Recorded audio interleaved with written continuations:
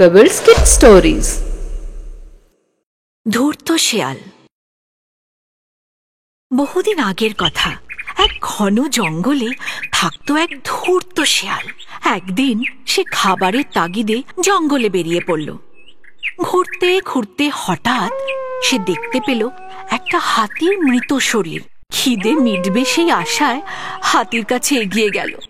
সে দাঁত বসিয়ে হাতির চামড়া কাটতে চেষ্টা করল, কিন্তু মোটেই পারল না, কারণ হাতির চামড়া যেমনি মোটা তেমনি শক্ত। তাই তার হাতির মাংস আর খাওয়াই হলো না। ক্লান্ত হয়ে সে মরা হাতির পাশেই বসে পড়ল। এখন কি করি? হঠাৎ তার কানে এলো সিংহের গর্জন।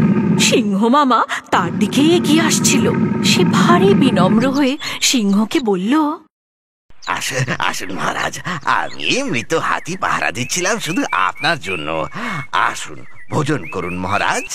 সিংহ জোরে হুঙ্কার করে উঠল, আমি আমার শিকার নিজেই করি। আমি মৃত পশুর মাংস খাই না, সেটা কি তুমি জানো না? সিংহ সেখান থেকে চলে গেল। শেয়াল তখন বেজায় খুশি। সিংহ যে হাতিটাকে খেলই না, কিন্তু শেয়ালের সমস্যা তো সে একই রয়ে গেল। কিছুক্ষণ পরই আবার একটা বাঘ গজরাতে গজরাতে তার দিকে এগিয়ে আসলো। শেয়াল বুঝতে পারল বিপদ ঘনিয়ে এসেছে। এই বাঘ যদি মনস্থ করে যে হাতিটাকে খাবে, তাহলে কিছু একটা করতে হবে। বাঘ সামনে আসতেই শেয়াল ভয় পেয়ে বলল, দয়া করে এখান থেকে চলে যান। আমি সিংহ রাজার জন্য এটাকে পাহারা দিচ্ছি। উনি স্নান করতে গেছেন। উনি আমায় বলে গেছেন যে অন্য কোনো বাঘ আসলে আমি যেন আটকে রাখি, যাতে উনি তাকে মারতে পারেন। আসলে উনি জঙ্গলের সব বাঘেদেরই মারবার জন্য প্রতিজ্ঞাবদ্ধ। উনি আপনাকেও মেরে ফেলবেন। পালান পালান আপনি এখান থেকে। এই শুনে বাঘ ঘাবড়ে গিয়ে পালিয়ে গেল। বাঘ চলে যাবার পরেই ওখানে হাজির হলো এক চিতা। শেয়াল জানতো ওই চিতার ধারালো নৌকা দাঁত তার সমস্যার সমাধান করতে পারে। শেয়াল হাসতে হাসতে চিতাকে স্বাগত জানালো। আরে এসো বন্ধু, অনেকদিন পরে যে। এতদিন কোথায় ছিলে? বড় ক্লান্ত আর ক্ষুধার্ত লাগছে তোমাকে। এসো এসো এসো, এই হাতির মাংস একটু খেয়ে নাও। দেখো, এটা সিংহরাজার শিকার। উনি স্নান করতে গেছেন, আমি তো খালি পাহারা দিচ্ছি। খাও খাও খাও, আরাম করে খাও। বাবা রে, সিংহের শিকার আমি কিভাবে খেতে পারি? মরবো নাকি আমি? আমায় যদিও দেখতে পায়, সোজা ও স্বর্গে পৌঁছে দেবে। তুমি একদম চিন্তা করো না বন্ধু, আমি ওইদিকে ঠিক নজর রাখছি। সিংহ আসতেই আমি তোমায় আওয়াজ দেব, তখন তুমি অনায়াসে পালিয়ে যেও।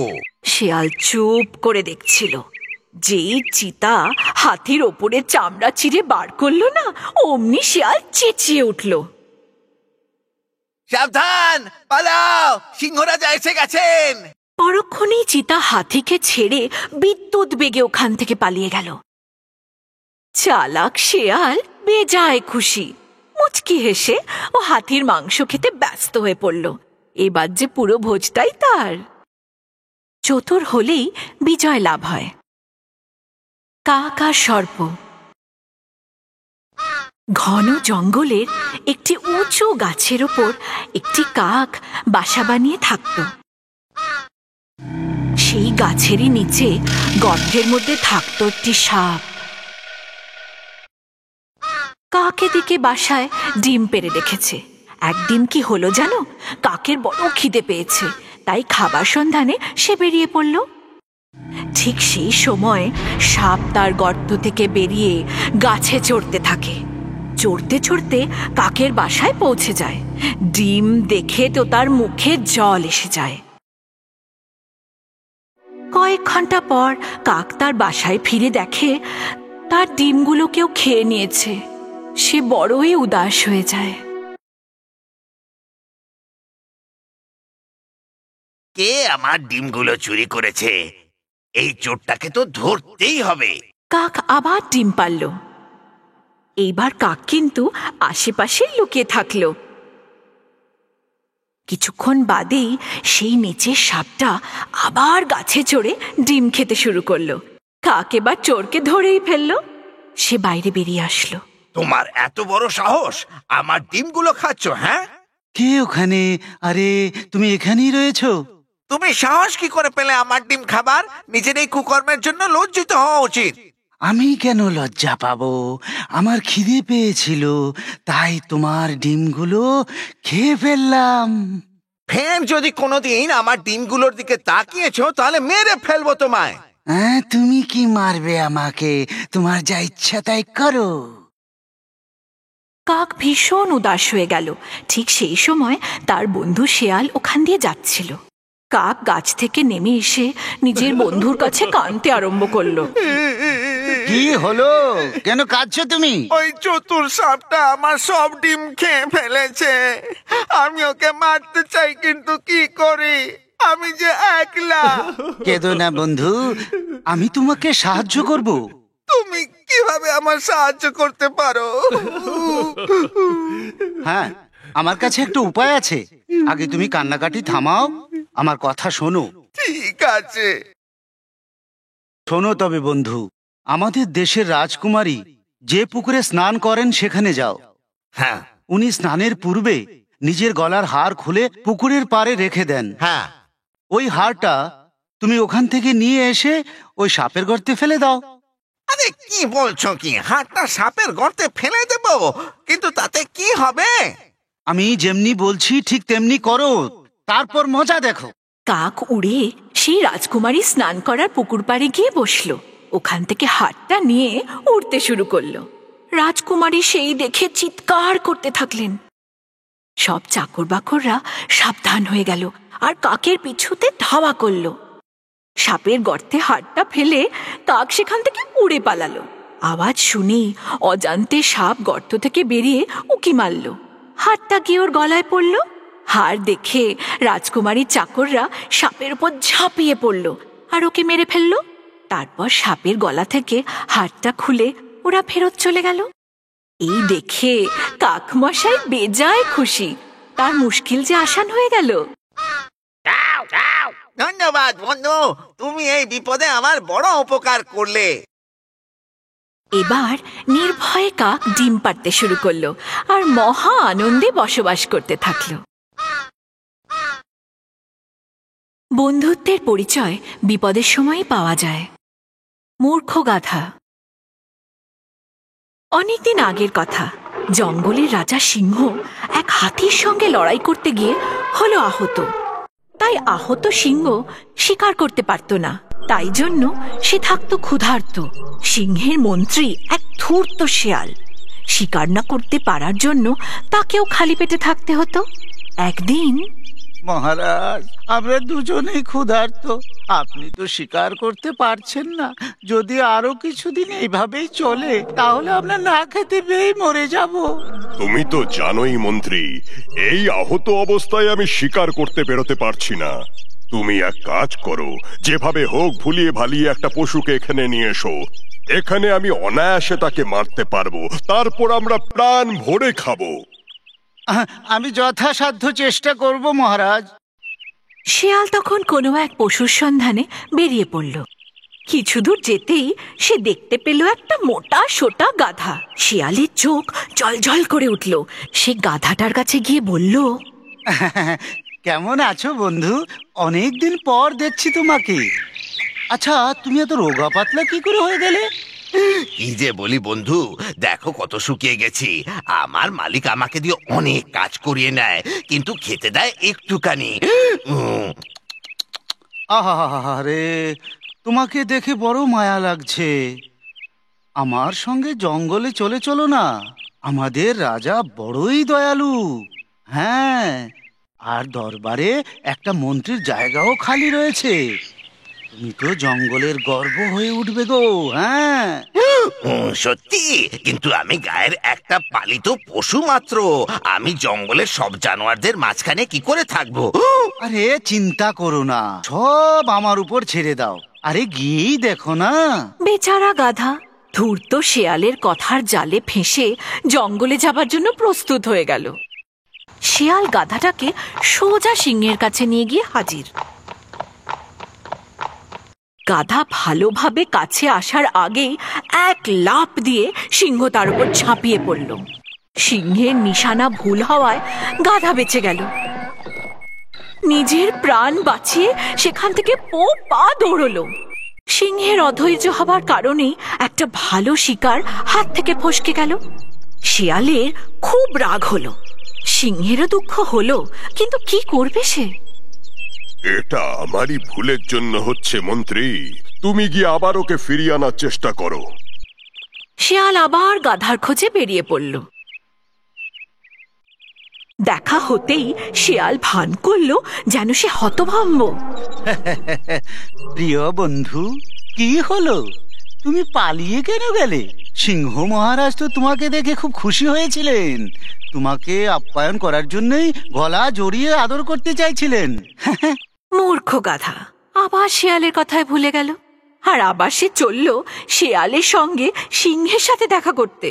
এবার কিন্তু সিংহ সাবধান হয়ে গেছিল। সে অপেক্ষা করলো যতক্ষণ অব্দি গাধা তার সামনে এসে না দাঁড়ায়, তারপর সে আক্রমণ করলো।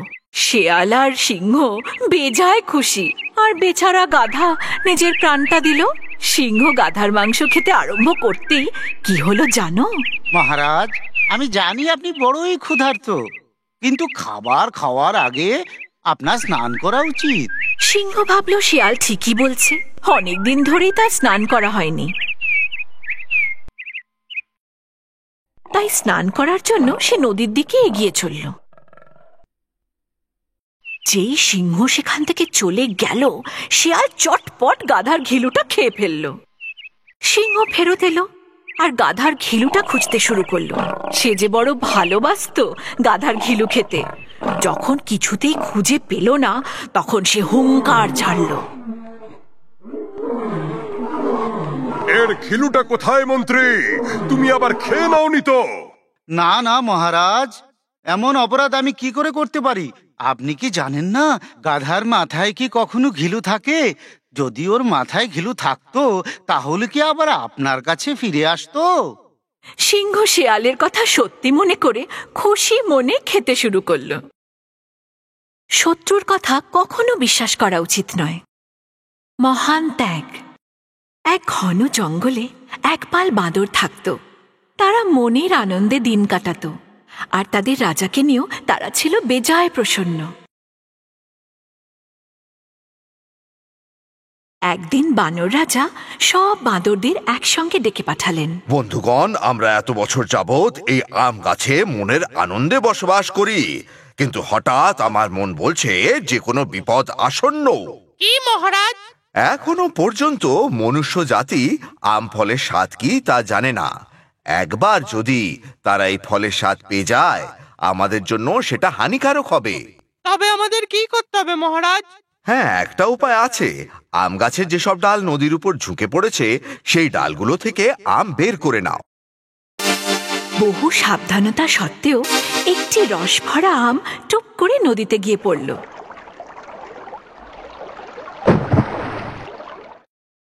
একটা জেলে মাছ ধরতে গিয়ে তার জালে মাছের সঙ্গে ওই ফলটা পেল। আরে, এটা আবার কি? হয়তো আমার বন্ধু বলতে পারবে। সে তার বন্ধুকে ফলটা দেখালো। দেখো, এটা আমি নদীতে মাছ ধরতে গিয়ে পেয়েছি, একটু চেকেও দেখেছি, খেতে ভারী মিষ্টি। আমি কিন্তু এমন ফল আগে কখনো দেখিনি। আমার মনে হয় এটা মহারাজের কাছে নিয়ে যাওয়া উচিত। হ্যাঁ, হয়তো সেটাই ঠিক হবে। সেই জেলেটি তখন রাজমহলের উদ্দেশ্যে রওনা দিল। মহারাজ, এই ফলটা আমি নদীতে মাছ ধরতে গিয়ে পেয়েছি। এটা কি বলুন তো মন্ত্রী? এটাকে আম বলা হয় মহারাজ। এটা খেতে ভারী মিষ্টি। আচ্ছা, কিন্তু এই আম হয় কোথায়? মহারাজ, ঘন জঙ্গলে গাছে পাওয়া যায়। ঠিক আছে মন্ত্রী, কাল আমরা সেখানে যাব। যাবার সমস্ত ব্যবস্থা করে ফেলো। যথা আজ্ঞা মহারাজ। পরের দিন সকালে রাজা তার সৈন্যদের নিয়ে জঙ্গলের উদ্দেশ্যে রওনা দিলেন।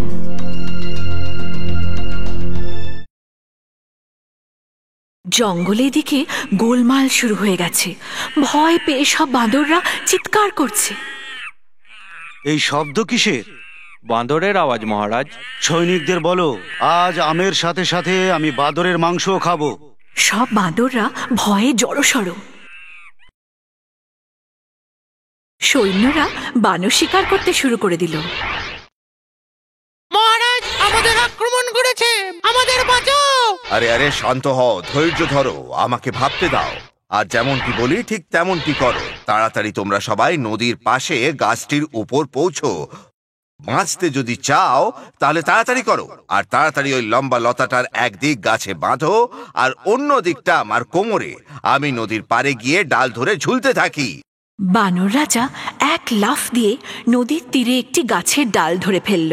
সে দেখল যে লতাটা ছোট, তাই সে গাছের ডাল ধরে ঝুলতে আরম্ভ করল। বাঁদররা এক এক করে পার হতে থাকল।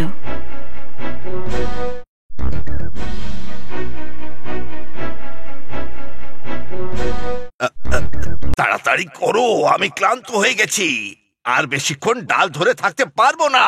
সেই বানর দলে একটা কুট বাঁদর ছিল, যে নিজেই রাজা হবার স্বপ্ন দেখত। এটাই সুযোগ আমার রাজা হবার। এখন আমার রাজাকে মারতেই হবে। সেই কুট বাঁদর ঝট করে নদী পার করে ফেলল, আর গাছে চড়েই বানর রাজাকে জোরে ধাক্কা দিয়ে ফেলে দিল। সব বাঁদররা এই মর্মান্তিক দৃশ্য দেখছিল, কিন্তু ওকে বাঁচাবার জন্য কেউ ছিল না। সে বেচারা নিচে এক পাথরের ওপর গিয়ে পড়লেন আর মাথায় ভারী চোট পেলেন। ওদিকে নদীর এই পার থেকে রাজা সব দেখছিলেন। চলো, আমাদের ওকে সাহায্য করা উচিত। তুমি নিজের জীবন বিপন্ন করে সবার প্রাণ রক্ষা করলে। এ আর এমন কি বড় কথা, এ তো আমার কর্তব্য। তোমার দেখছি অনেক লেগেছে, এক্ষুনি চিকিৎসা করা দরকার। না, আমায় এখানেই ছেড়ে দিন, আমার মৃত্যু ঘনিয়ে এসেছে। তোমার বোধহয় অনেক কষ্ট হচ্ছে, তাই না? আমি নিজের কথা ভাবি না, আমি খুশি যে আমার প্রজাগণ সুরক্ষিত। এই বলে বানর রাজা মারা গেলেন।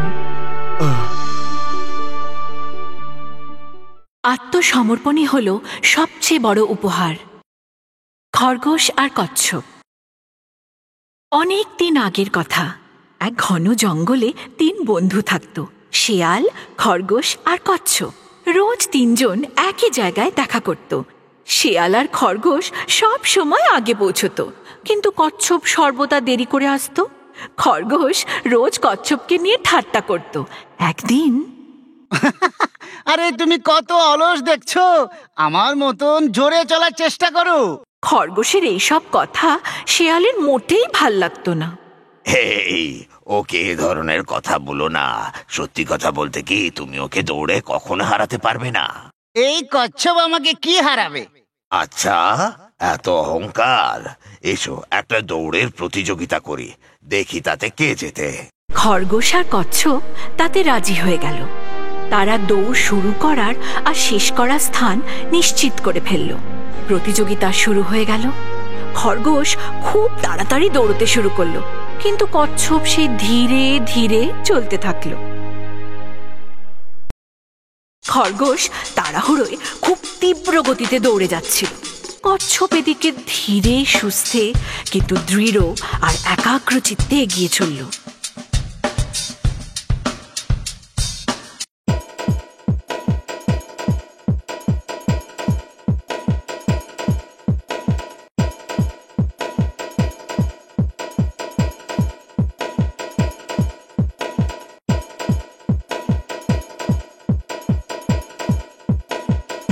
কিছুক্ষণ পরে খরগোশ হাঁপিয়ে উঠল। সে পেছনে তাকিয়ে দেখল, কিন্তু কচ্ছপকে কোথাও দেখতে পেল না। তখন খরগোশ ভাবল, ও কখনই আমাকে হারাতে পারবে না, একটু জিরিয়ে নি। এই ভেবে খরগোশ একটা বড় গাছের ছায়ায় শুয়ে পড়ল আর নিশ্চিন্তে ঘুমিয়ে পড়ল। কিছুক্ষণ পরে ধীরে ধীরে কচ্ছপ সেই গাছটার কাছে এসে পৌঁছলো। সেখানে খরগোশ শুয়ে আছে। সে দেখল যে খরগোশ মহা আনন্দে ঘুমোচ্ছে, কিন্তু তবুও সে এক মুহূর্ত না থেমে তার নিজ গতিতে গন্তব্যের দিকে এগিয়ে চলল।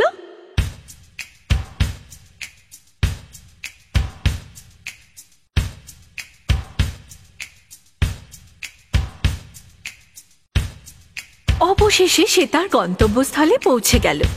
সব পশুরা ওকে অভিনন্দন জানালো। অবশেষে তুমি দেখিয়েই দিলে, কিন্তু খরগোশের কি হলো? অনেকক্ষণ বাদে খরগোশ মশাইয়ের ঘুম ভাঙলো। পেছনে তাকিয়ে দেখলো, কিন্তু তাও কচ্ছপকে আর দেখতে পেল না। হাহ, ওই অলস কচ্ছপটার টিকিটাও দেখা যাচ্ছে না। আমাকে আর কে হারাতে পারে? ও তখন গন্তব্যস্থলের দিকে দৌড়তে শুরু করলো। কিন্তু সেই শেষ সীমান্তে পৌঁছে ও অবাক হয়ে গেল। কচ্ছপ যে এখানে আগের থেকেই পৌঁছে গেছে। সবাই হাসতে শুরু করলো, আর ও লজ্জায় মুখ লুকোলো। শেয়াল তখন খরগোশকে বলল, দেখলে তো, তোমার অহংকারই তোমার পতনের কারণ। কচ্ছপ ধীরে হোক, কিন্তু নিষ্ঠার সঙ্গে নিজ গন্তব্যে ঠিক পৌঁছে গেল, কিন্তু জিতেও গেল। কখনো কাউকে ছোট ভেবো না, আর কাউকে নিচু দেখাবার চেষ্টা করো না, বুঝলে?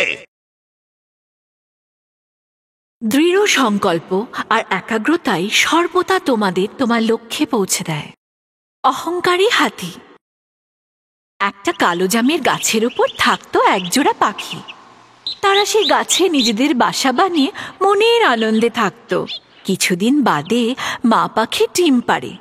তারা আনন্দে আত্মহারা হয়ে বাচ্চাদের আসার অপেক্ষায় থাকে। একদিন এক মস্ত বড় হাতি ঘুরতে ঘুরতে ওই জাম গাছের কাছে এসে দাঁড়ায়। তার ওই গাছের পাতাগুলো ভীষণ ভালো লাগতো, আর ওই গাছের ডাল টানার জন্য সে তার লম্বা সুর বাড়িয়ে দিল। এই দেখে পাখি জোড়া জোরে চিৎকার করে উঠল। ও হাতি মহারাজ, আমাদের উপর দয়া করুন, এই ডালটাকে আর নড়াবেন না। আমাদের বাসা রয়েছে যে এখানে, আর তাতে ডিমও রয়েছে যে। আমরা ডিম ফোটার জন্য অপেক্ষা করে রয়েছি। আপনি যদি এই গাছটাকে নাড়ান, তাহলে আমাদের বাসা ভেঙে যাবে, সব ডিম ভেঙে যাবে। আমাদের উপর দয়া করুন হাতি মহারাজ। অহংকারী হাতি ওদের কথায় কানই দিল না। তোমার ডিম রয়েছে, তাতে আমি কি করতে পারি? আমি ওসব জানি না। আমি ব্যাস পাতা খেতে চাই। এই বলে হাতির ডাল ধরে টান দিল, আর যেটার ভয় ছিল ঠিক তাই হলো। পাখির বাসা নিচে পড়ে সব ডিম ভেঙে চুরমার। পাখিদের মন ভেঙে গেল, দুজনে খুব কাঁদল। অহংকারী হাতি পেট ভরে পাতা খেয়ে ওখান থেকে চলে গেল। পাখি দুটো ভীষণ রেগে গেল। ওরা বদলা নেবার জন্য প্রস্তুত। ওরা কাঁদতে কাঁদতে গিয়ে নিজের বন্ধুর কাছে সাহায্য ভিক্ষা চাইল। ওই অহংকারী হাতি আমাদের সব ডিম ভেঙে দিল। ওদের কান্না শুনে কাক, ব্যাঙ, পিঁপড়ে সবাই ওদের সান্ত্বনা দিল। কাক বোঝালো, কেঁদো না, ওই অহংকারী হাতিকে আমরা উচিত শিক্ষা দেব। সবাই মিলে ওই হাতিকে শিক্ষা দেবার জন্য নানান উপায়ের কথা ভাবতে থাকলো। পরের দিন ওই দুই পাখি আর তাদের বন্ধুগণ হাতির খোঁজে বেরিয়ে পড়ল। সমস্ত জঙ্গল খুঁজে বেড়ালো। হাতিকে দেখা মাত্রই ওরা আক্রমণ করল। পিঁপড়ে হাতির কানের মধ্যে ঢুকে কুটুস করে কেটে দিল। তোবার কাটার পর হাতির মাথা ভোঁ ভোঁ করে ঘুরতে থাকলো। এবার কাকের পালা। গাছের ডাল থেকে উড়ে নিচে চলে আসলো। হাতির দুটো চোখই নিজের ঠোঁট দিয়ে ঠুকরে ঠুকরে ফুটো করে দিল, আর তাকে অন্ধ বানিয়ে দিল। এরকম আচমকা আক্রমণে হাতি ঘাবড়ে গেল। ব্যথার চোটে আর্তনাদ করতে থাকলো। ওর গলা শুকিয়ে উঠল। একটু জলের আশায় অন্ধ হাতি তখন পুকুরের দিকে দৌড়লো। সেখানে আবার ব্যাঙ বাবাজি প্রস্তুত। একটা বড় গর্তের সামনে সে জোরে জোরে ডাকতে আরম্ভ করে দিল। ব্যাঙের আওয়াজ শুনে হাতি ভাবল পুকুর বোধহয় আশেপাশেই হবে।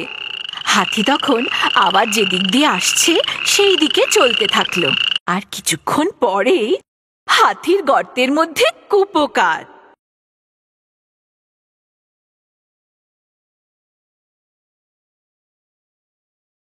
সতর্কতা আর সাহস শক্তির চেয়েও প্রভাবশালী। গুহার হাঁক। অনেকদিন আগের কথা। একটা সিংহ বহুদিন যাবৎ ক্ষুধার্ত ছিল। অনেকক্ষণ বাদে সে এক শিকারের পেছনে দৌড়লো বটে, কিন্তু শিকার তার হাত ফসকে বেরিয়ে গেল। সিংহ ততক্ষণে ক্লান্ত, পরিশ্রান্ত। কোনো শিকার না পাওয়া দরুন সে নিরাশ হয়ে জঙ্গলের উদ্দেশ্যে রওনা দিল। রাস্তায় সে দেখতে পেল একটা গুহা। সিংহ একটু আরাম করার জন্যে সে গুহার ভেতরে ঢুকে পড়ল। সে এটাও ভাবল যে কোনো জন্তু যদি ভেতরে থেকে থাকে তাহলে সে তাকে খেয়ে ফেলবে। ভেতরে গিয়ে সিংহ দেখল যে গুহা যে খালি। সে কিন্তু ভেতরেই রয়ে গেল আর অধীর আগ্রহে কোনো জন্তুর আসার অপেক্ষায় রইল। এই গুহাটা আসলে এক শিয়াল বাবাজির, যে বাইরে গেছিল।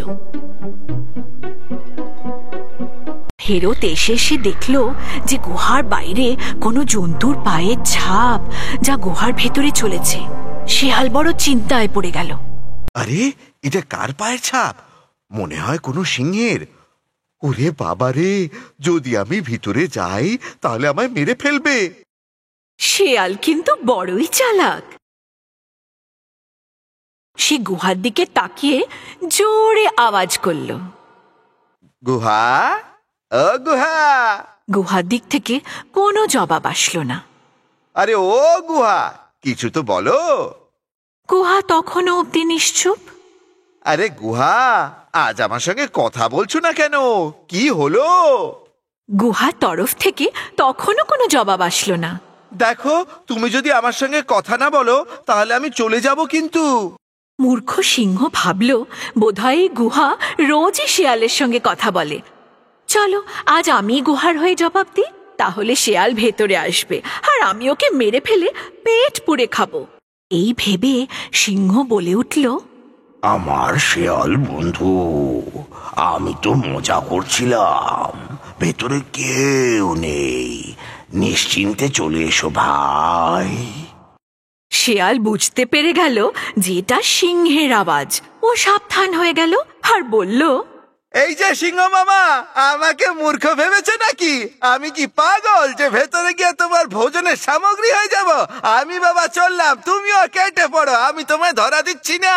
এই বলে শিয়াল সেখান থেকে উধাও হলো আর মূর্খ সিংহ হাত কামড়াতে থাকলো।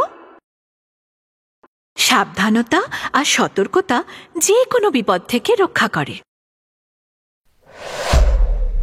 Pebbles Kids Stories।